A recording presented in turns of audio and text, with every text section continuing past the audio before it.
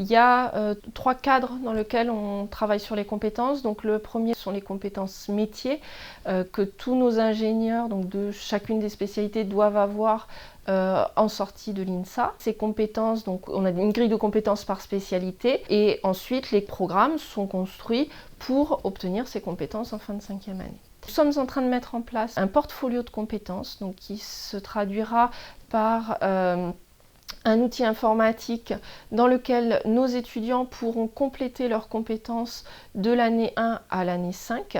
L'objectif, c'est qu'ils touchent du doigt les compétences qu'ils acquièrent au fur et à mesure, qu'ils voient quelles sont les compétences dont ils auront besoin dans la suite, couplées à leur projet professionnel, qu'on accompagne également de l'année 1 à 5 dans le cadre du projet professionnel individualisé. Donc ce couplage va leur permettre d'essayer d'aller chercher, selon leur projet professionnel, des compétences peut-être qu'ils n'avaient pas acquises dans la première ou la 2e année et puis dont ils ont besoin pour leur projet professionnel. La 3e partie des compétences qu'on a mis en place à l'INSA se situe en première année. On recrute les étudiants qui viennent d'avoir le bac. Ce sont des étudiants qu'on recrute à très haut niveau, des étudiants brillants.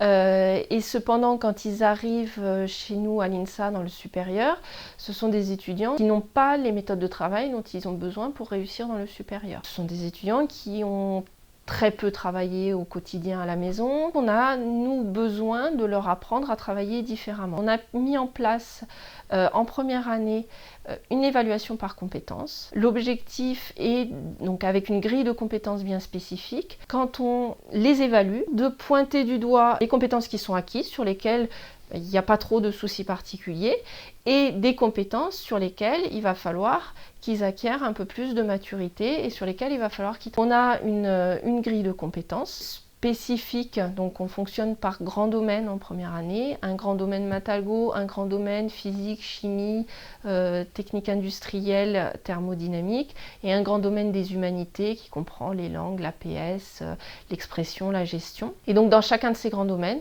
on a une grille de compétences et on demande aux étudiants d'acquérir ces compétences tout au cours de l'année puisqu'elles sont évaluées sur toute l'année.